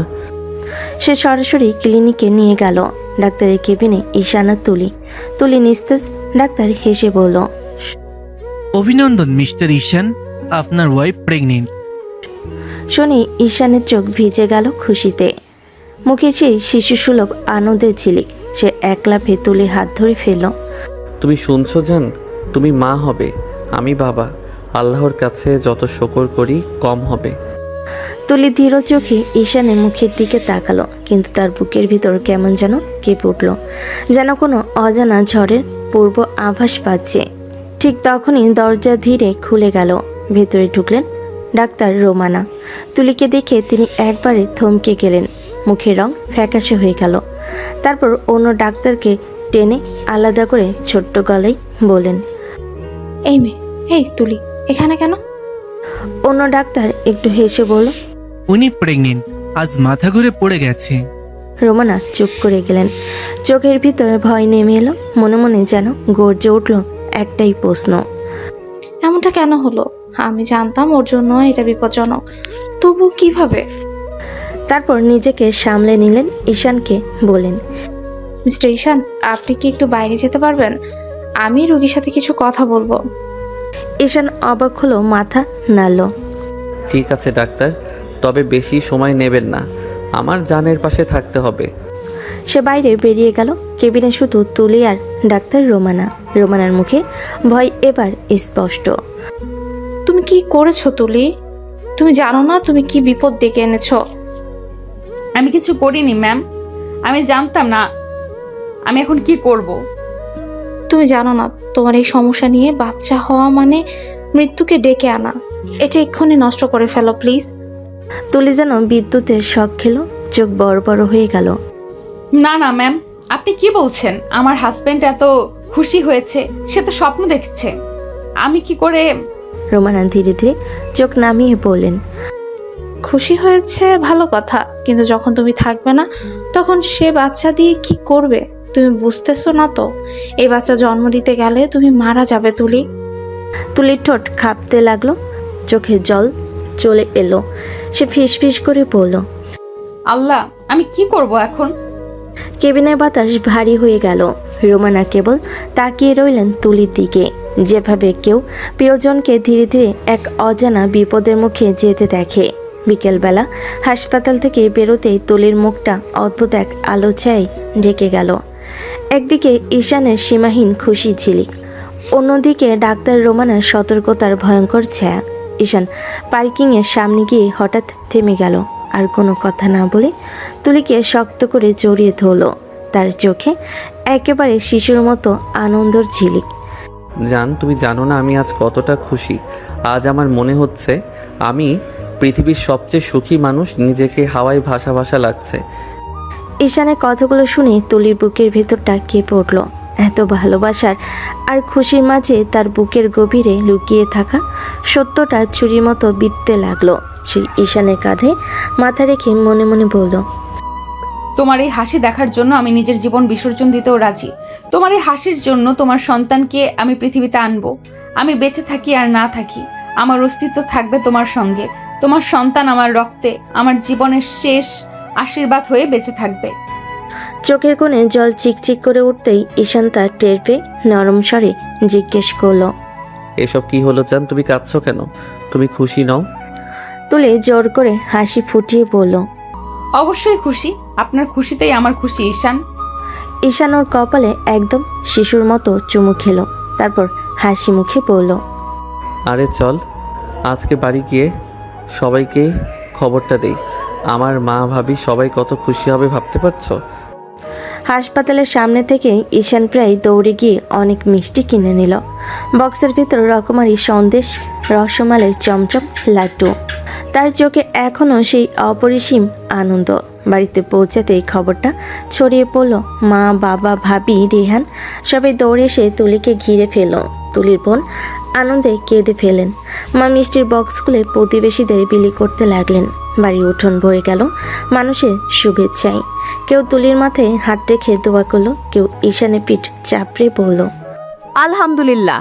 তোমাদের সবে যখন হাসি খুশি উৎসবে মেতে আছে, তখন তুলি একপাশে দাঁড়িয়ে নীরবে তাকিয়ে রইল ঈশানের দিকে। ঈশানের সেই হাসি, সেই উচ্ছ্বাস যেন তুলির জীবনের শেষ আশীর্বাদ হয়ে ধরা দিল।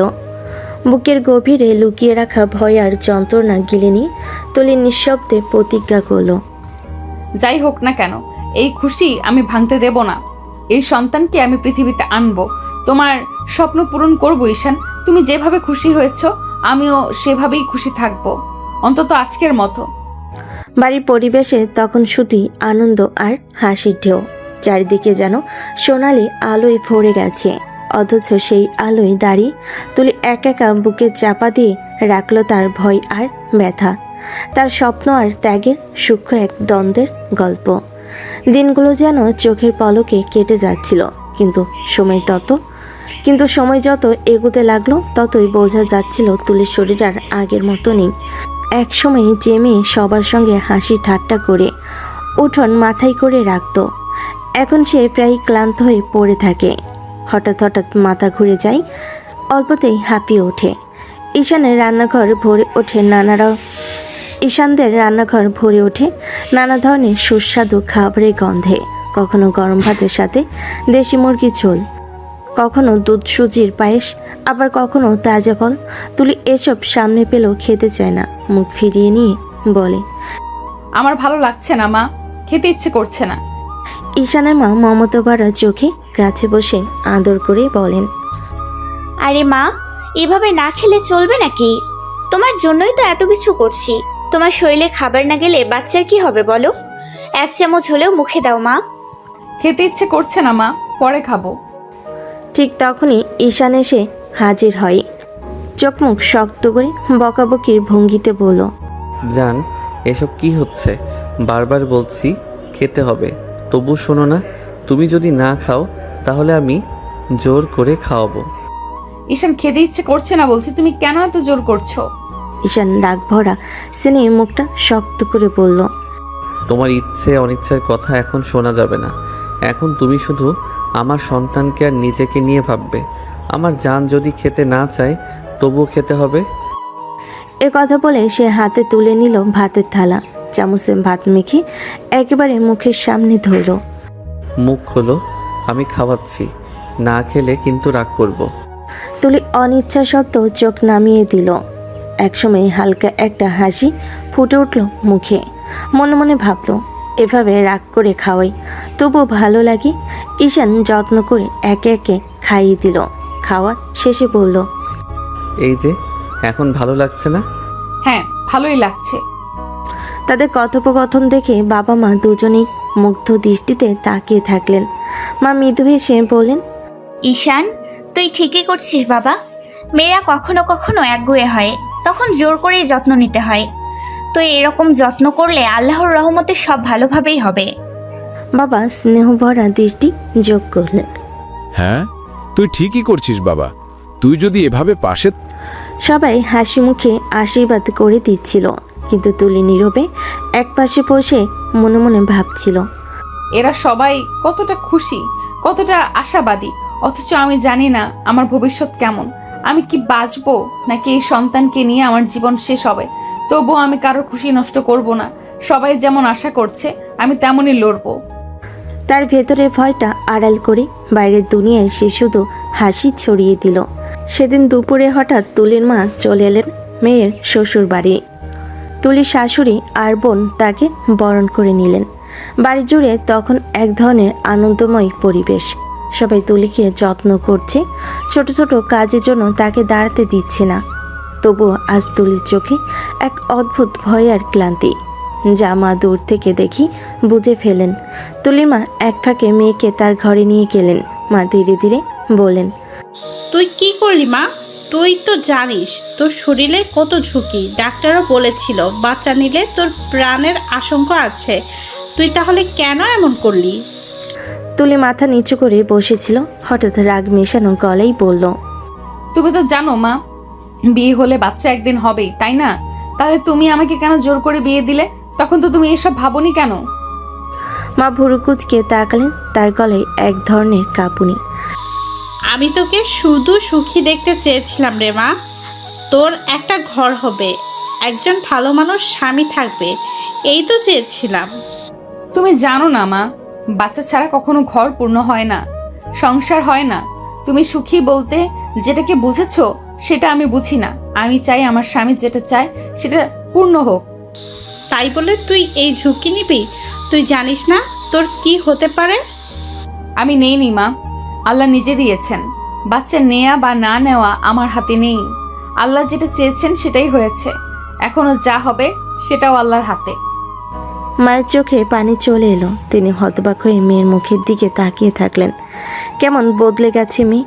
একসময় যে লাজুক আর ভীরু ছিল, আজ সে কতটা দৃঢ়, কতটা শক্ত। ঠিক তখনই হঠাৎ ঈশান ঘরে ঢুকলো, হাতে ফলের ব্যাগ, মুখে একরাশ ক্লান্তি আর ভালোবাসা। ঘরে ঢুকেই দুজনকে এমন গম্ভীর অবস্থায় দেখে চমকে উঠল। ঈশান হাসি দিয়ে বলল, আরে জান, কি নিয়ে এত গম্ভীর হয়ে বসে আছো? কি কথা হচ্ছে তোমাদের? তুলির মুখের রং পাল্টে গেল, আতঙ্ক মিশ্রিত কণ্ঠে বলল, না, তেমন কিছু না, মায়ের সাথে এমনি গল্প করছিলাম। মাও দ্রুত সামলে নিয়ে বললেন, হ্যাঁ বাবা, এমনি কথা হচ্ছিল।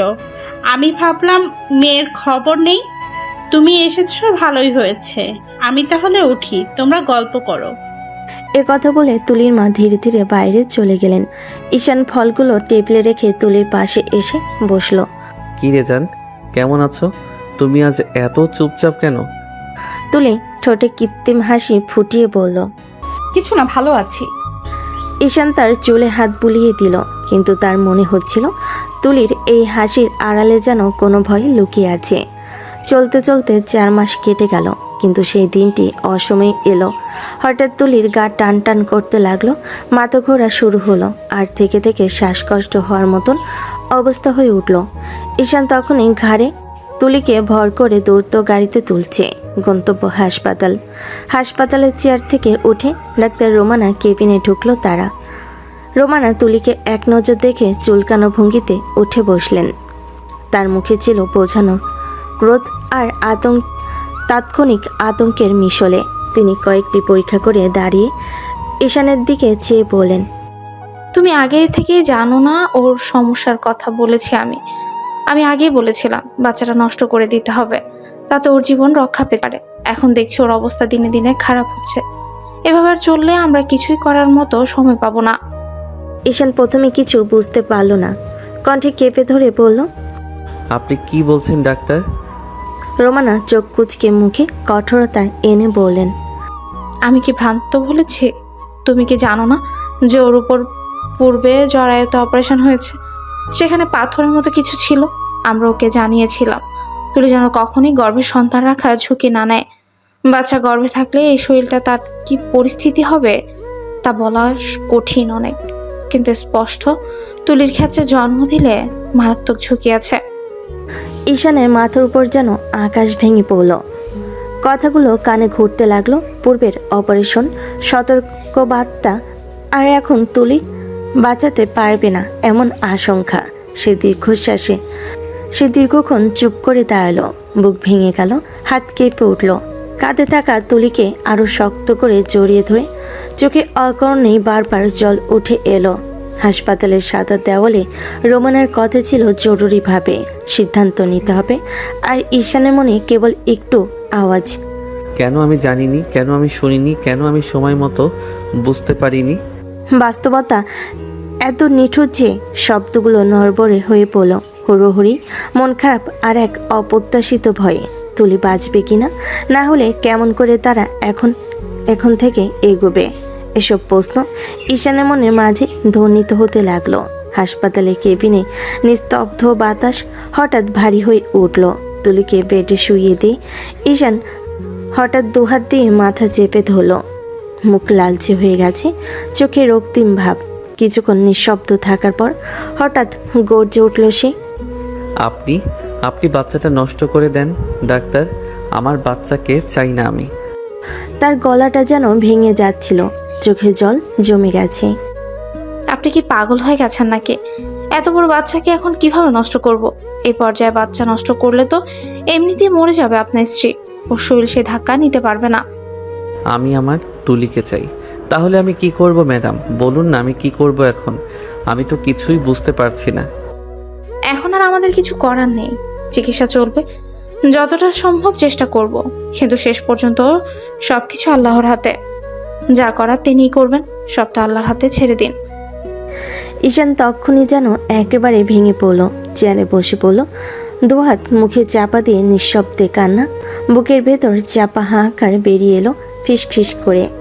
হে আল্লাহ, আমার তুলিকে বাঁচিয়ে নিন, আমার কিছু চাই না। রোমানা পাশে দাঁড়িয়ে এক মুহূর্তের জন্য কিছু বলতে পারল না। চারিদিক নিস্তব্ধ, শুধু ঈশানের হাহাকারে প্রতিধ্বনি আর তুলির নিঃশ্বাসের শব্দ। যেন হাসপাতালের কোলাহলের ভেতর এক অদৃশ্য যুদ্ধ শুরু হয়েছে, জীবন আর মৃত্যুর মাঝে। রাতের হাসপাতালে কেবিনে শুধু সাদা আলোটা নিস্তেজ হয়ে ঝুলে আছে।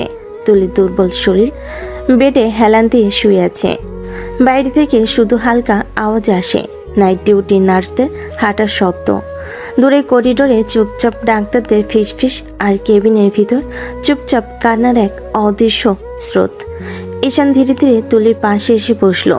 দু চোখ লালচে ভিজে গেছে। তুলি এক পলক তার দিকে তাকিয়ে মুখ ঘুরিয়ে নিল। তুমি আমার কাছ থেকে এত বড় সত্যিটা কেন লুকালে তুলি? তুমি কি আমাকে বলতে পারতে না এই সত্যিটা? তুমি কেন আমাকে না জানিয়ে বাচ্চা রাখার সিদ্ধান্ত নিলে? যদি আমাকে জানাতে আমি বাচ্চাটা নষ্ট করে দিতাম। আমি চাইনি তুমি সেই খুশিটা হারিয়ে ফেলো ঈশান। তুমি যে খুশি হারিয়েছিলে বাচ্চা হওয়ার খবর শুনে, আমি সেই হাসি মুছে ফেলতে পারিনি। আমি সারা জীবন তোমাকে খুশি দেখতে চাই। ঈশানের চোখে পানি জমে ওঠে। সে ধীরে ধীরে তুলির হাতটা নিচের দুহাতে নিয়ে বুকে চেপে ধরে। তুমি ভাবলে কি করে তোমাকে ছাড়া আমার জীবন সুখী থাকবে? তুমি যদি চলে যাও আমি কিভাবে বাঁচবো? এত বড় ঝুঁকি তুমি কেন নিলে তুলি? আমি থাকি আর না থাকি, আমি তোমাকে বেঁচে থাকার মানে দিয়ে যাব। ঈশান, যার দিকে তাকিয়ে তোমার বাঁচতে ইচ্ছে করবে সে থাকবে। আমি শুধু চাই তুমি বেঁচে থাকো, হাসো। ঈশানের বুক কেঁপে ওঠে। সে তুলিকে নিজের বুকের সাথে জড়িয়ে নেয়, চোখের জল থামাতে পারে না। আমি তোমাকে খুব ভালোবাসি তুলি। আমি তোমাকে ছাড়া কিছু দিয়ে থাকতে পারবো না। তোমাকে ছাড়া কিছুই নেই আমার। আমিও তোমাকে খুব ভালোবাসি ঈশান। আল্লাহ জানেন ভাগ্যে কি লিখে রেখেছেন, যা হবে তিনি জানেন। দুজনে চোখের পানি এক হয়ে যায়। কেবিনের নিস্তব্ধতা নেমে আসে, শুধু দুজনের হাতের উষ্ণতা আর বুকের ধুকপুকানি, যেন তারা দুজন মিলে ভাগ্যের সঙ্গে লড়াই করছে। বাইরে করিডোরটা নিরুপার ভারী হয়ে আছে, চারপাশে শুধু হাসপাতালের যন্ত্রপাতির শব্দ।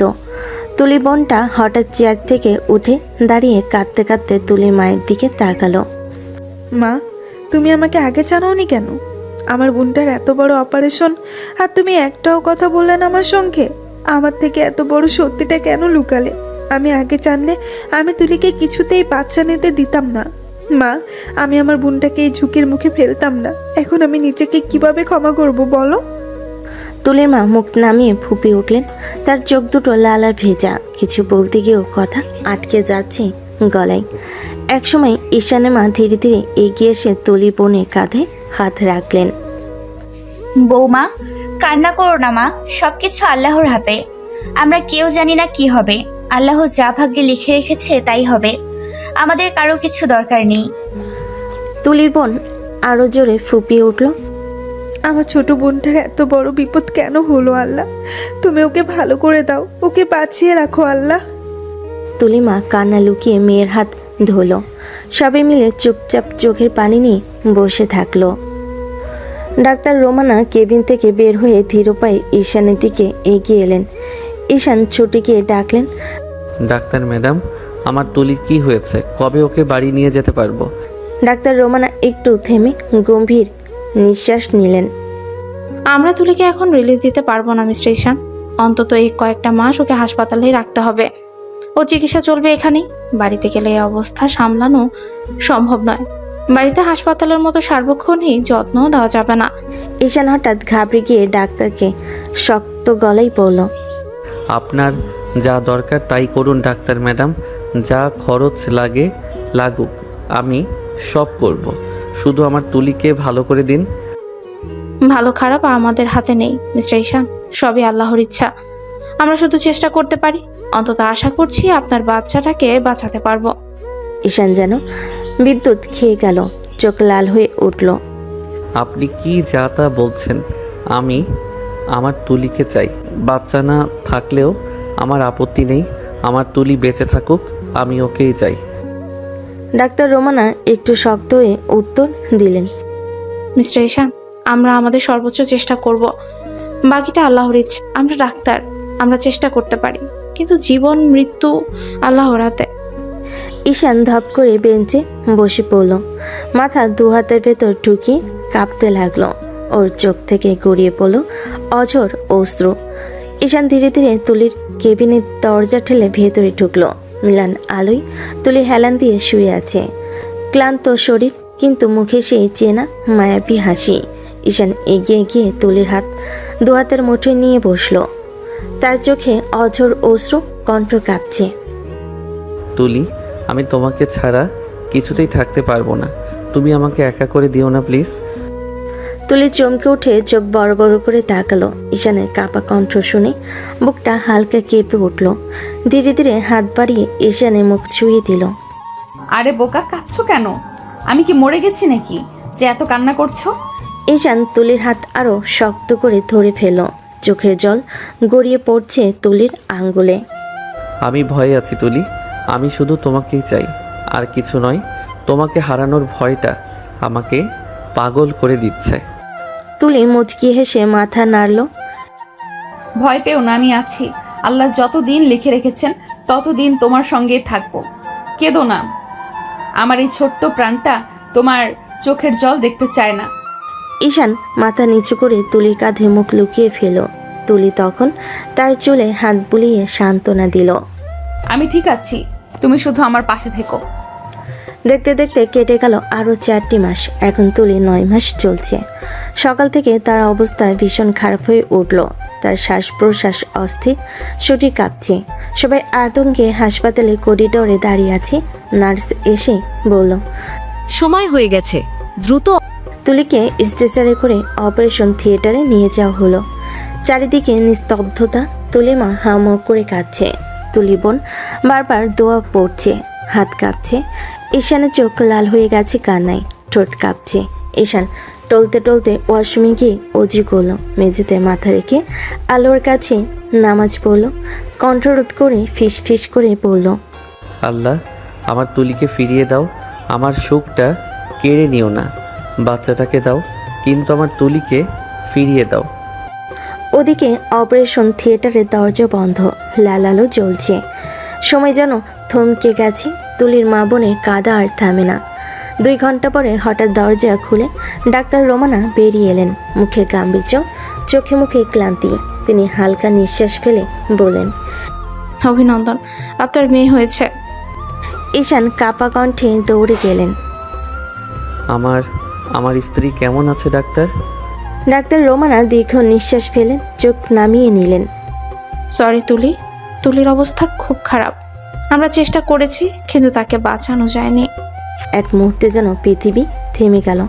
সবার মুখ স্তব্ধ হয়ে গেল, আর্তনাদও যেন হারিয়ে গেল। তুলির মা বুক চাপড়ে কাঁদতে লাগলেন। বোন চিৎকার করে উঠল। ঈশান এক পা পিছিয়ে দরজার সাথে হেলান দিলেন। বুকের ভিতর তীব্র ব্যথা, চোখে অঝোর অশ্রু। হঠাৎ হাঁটু গেড়ে বসে পড়লেন, মুখে শুধু একটি শব্দ, তুলি। তারপর মুখ ঢেকে কান্না।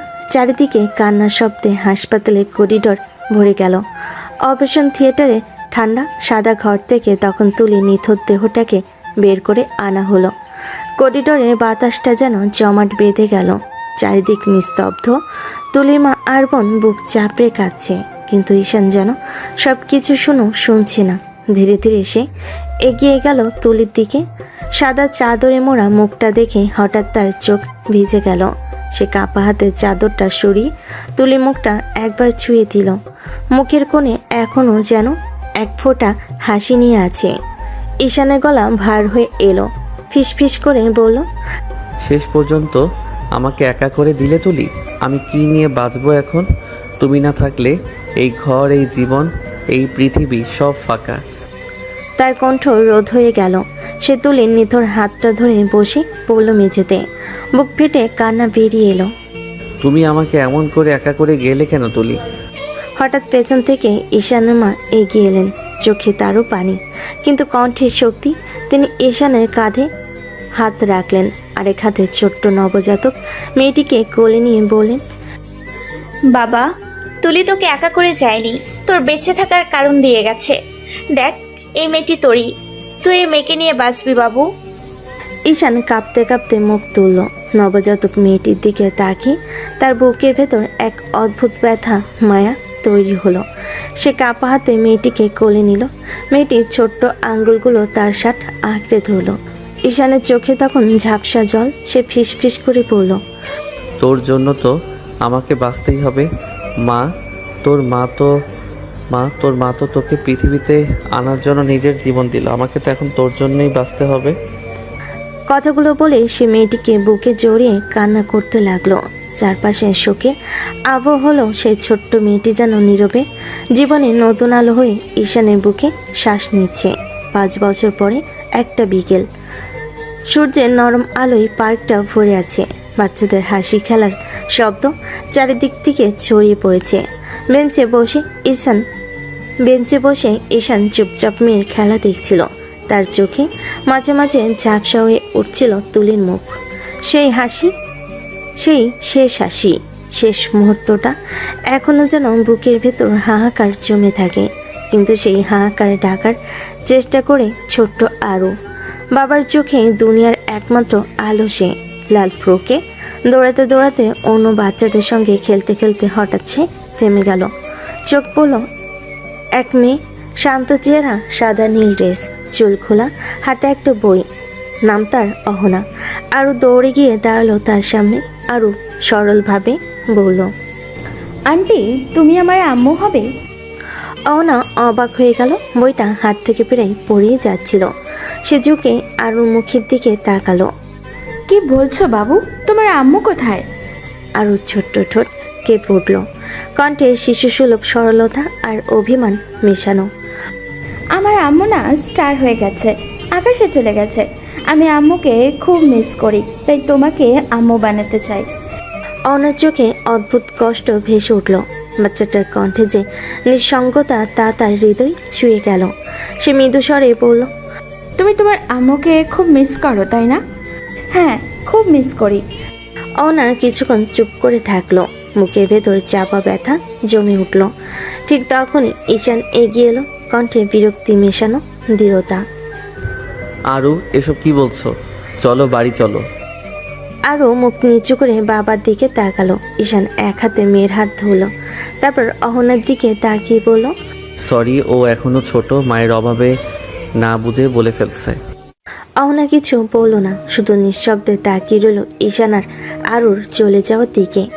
আর ঈশান হেঁটে যেতে যেতে মনে মনে তুলিকে আরও একবার মনে করলো।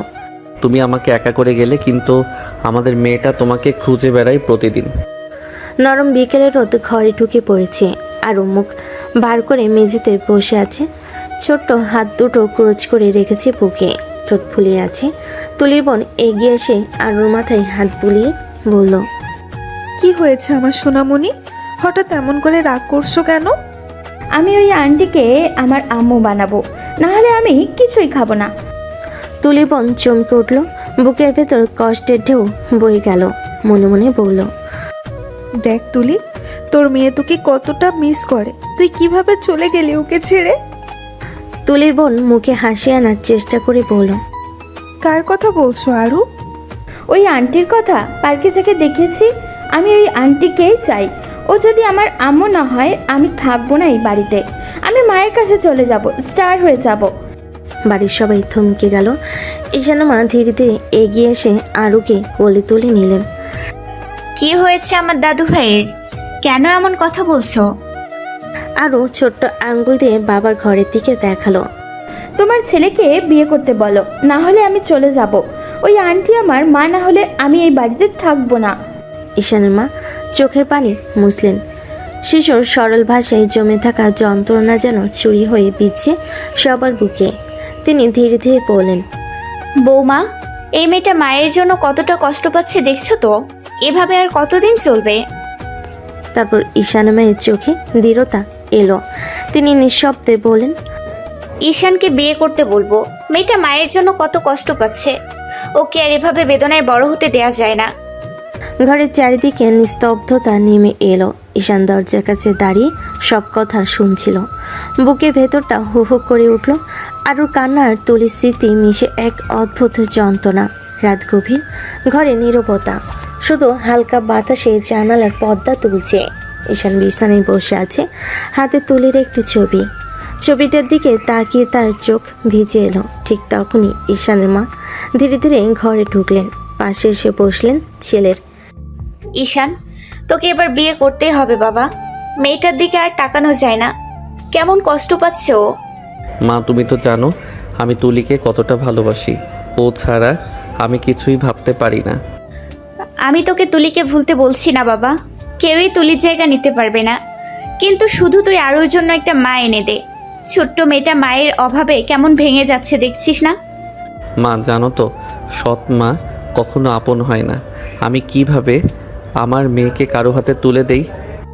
সব মেয়ে একরকম হয় না ঈশান। তুই যদি তাকে ভালোবাসিস, সেও তোকে ভালোবাসবে। আর ভালোবাসলে তোকে মানতেই হবে। তোকে ভালোবাসতে হলে আরুকেও ভালোবাসতে হবে। ঈশান চুপ করে রইল কিছুক্ষণ, তারপর ধীরে ধীরে বলল, ঠিক আছে মা, শুধু আরুর জন্যই না হয় আবার একটা চেষ্টা করি। মায়ের চোখে স্বস্তির ঝিলিক ফুটল। তাহলে কালই আরুর পছন্দ করা মেয়েটার খবর নিয়ে আসি, তার পরিবারের সাথে কথা বলবো। ঈশান গভীর শ্বাস ফেলে ছবিটার দিকে আবার একবার তাকালো। তারপর মাকে দেখে মিলান হেসে বলল, যা ভালো মনে হয় করো মা। ঈশানের কণ্ঠে ছিল দ্বিধা, ব্যথা। শুধু মেয়ের জন্য নিজের ভাঙা হৃদয়ের উপরে নতুন গল্পের দরজা খোলার চেষ্টা। 15 দিন পর আজারুর পছন্দ করা মেয়ের সাথে ঈশানের বিয়ে। সারা বাড়ি আলো আর সাজসজ্জায় ভরে গেছে। আরও খুশিতে সারা বাড়ি ঘুরে ঘুরে সবাইকে বলছে তার নতুন মা আসছে। ঈশানের মা মুখে হাসি লুকাতে পারছে না। আরও আজ সত্যি যেন তার ছোট্ট পরীর মতো লাগছে। বিয়ের সব আচার শেষ। কনের সাজে অহনা লাজুক মুখে বসে আছে। আরও দৌড়ে এসে অহনার পাশে বসে বলল, দেখেছো, তোমাকে আমার মা বানিয়ে ফেললাম। অহনা হেসে আরুর গাল টেনে বলল, আমার তোমাকে এত ভালো লাগছে যে তোমার মা না হয়ে পারলাম না। তুলির বোন পাশে দাঁড়িয়ে সব কিছু দেখে হেসে ফেল। রাতে বাসরে ঘরটা ফুলে সাজানো, হালকা আলো জ্বলছে। অহনা লাজুক মুখে বিছানার এক পাশে বসে আছে। আরও তখনও অহনার কোলে বসে গল্প করছে। এই সময় ঈশান ঘরে ঢুকতেই আরও উঠে দাঁড়ালো। কই যাচ্ছ মা? দাদি বলেছে আজ আমি দাদির কাছেই থাকবো। এই বলে দৌড় দিয়ে চলে গেল আরও। ঈশান দরজা বন্ধ করে ধীরে ধীরে অহনার কাছে এগিয়ে এলো। চোখে এক ধরনের শান্তি আর কৃতজ্ঞতা। আমি আমার মেয়ের জন্য এই বিয়েটা করছি, আপনি জানেন নিশ্চয়ই। অহনা ঠোঁটে দুষ্টু হাসি এনে বলল, আমিও আপনার মেয়ের জন্যই বিয়েতে রাজি হচ্ছি। না হলে আপনার মতো বুড়ো ব্যাটাকে কে বিয়ে করবে, কোন দুঃখে? ঈশান এক মুহূর্তের জন্য অবাক হয়ে ওর দিকে তাকিয়ে রইল। তারপর মনে মনে খুশি হলো, অন্তত এই মেয়েটা আরুকে মেনে নিয়েছে। অহনা ধীরে ধীরে উঠে এসে ঈশানের সামনে দাঁড়ালো। তারপর আচমকা দু হাতে তাকে ধাক্কা দিয়ে পিছনে ফেলে দিল। ঈশান চমকে উঠে বলল, আরে কি করছেন আপনি? অহনা ঠোঁট বাঁকিয়ে দুষ্টু হেসে কাছে ঝুঁকল। কেন, শুধু মেয়েকে ভালোবাসলে হবে নাকি? মেয়ের বাবাকেও তো ভালোবাসতে হবে। ঈশান অসহায় মুখে তাকিয়ে রইল। দেখেন, আমার সময় লাগবে। 5 বছর তো সময় নিয়েছেন, আর কত সময় নেবেন?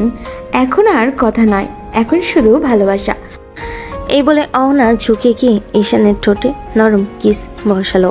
ঈশানের বুকের ভিতর কেমন যেন ঝড় বয়ে গেল।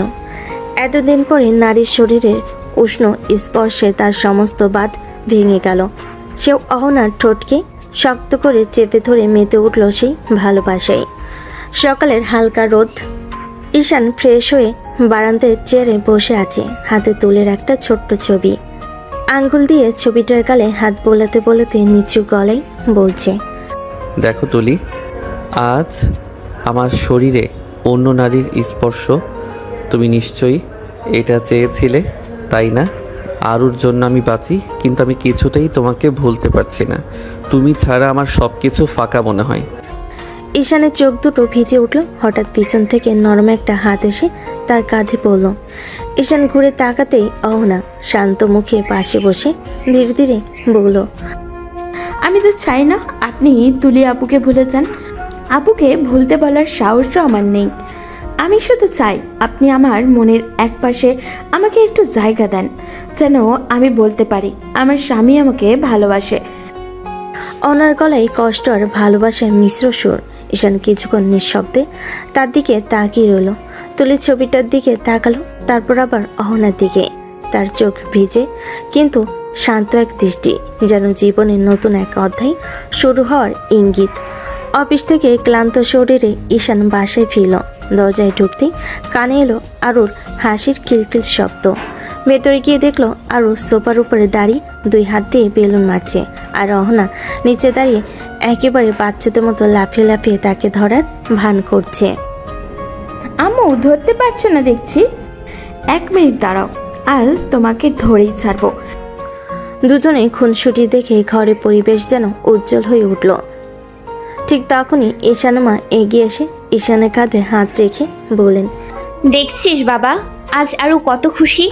মেয়েটা অহনা অনেক ভালো, আমার দাদুকে যেন নিজের সন্তানের মতোই ভালোবাসে। ঈশান তাকিয়ে দেখল, সত্যি আরুর মুখে এমন আনন্দ অনেকদিন পর ফুটেছে।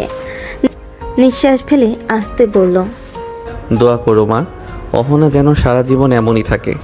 ঈশানের মা মমতা ভরা চোখে তাকিয়ে বলেন, ইনশাআল্লাহ বাবা, আমার মন বলছে মেয়েটা এমনই ভালোই থাকবে সারা জীবন।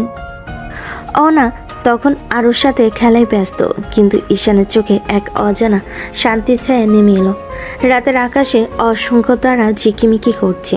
ঈশান ছাদে দাঁড়িয়ে উপরের দিকে তাকিয়ে এক নিঃশ্বাসে বলল, দেখছো তুলি, তোমার মেয়ে তোমার জন্যই সতীন নিয়ে এসেছে আমার জীবনে।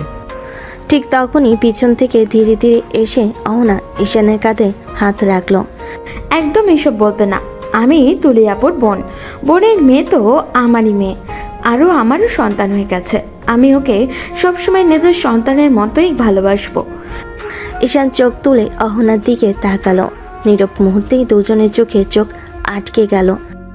তোমাকে পেয়ে জীবনে আবার বাঁচার মানে খুঁজে পেলাম অহনা। ঠিক তখনই ছোট্ট পায়ে দৌড়াতে দৌড়াতে আরও এসে দুজনে মাঝখানে দাঁড়ালো। আমি হলাম বাবা প্রথম বাচ্চার কারণ, আর আম্মু তুমি বাবার দ্বিতীয় বাচ্চার কারণ। তুমি কিন্তু আমার থেকে পেছনে। অহনা নরম হেসে আরুর মাথায় হাত বুলিয়ে দিল। আমি সারা জীবন তোমার পিছনে থাকতে চাই আরু। ঈশান দুজনকে বুকে টেনে নিয়ে ফিস ফিস করে বলল, আমি চাই তোমাদের দুজনকে আমার পাশে রাখতে সারা জীবন। তিনজনের মুখে তখন একই রকম শান্তির ছাপ, আর উপরের আকাশে যেন তারাও আশীর্বাদ করে ঝিকিমিকি করছে।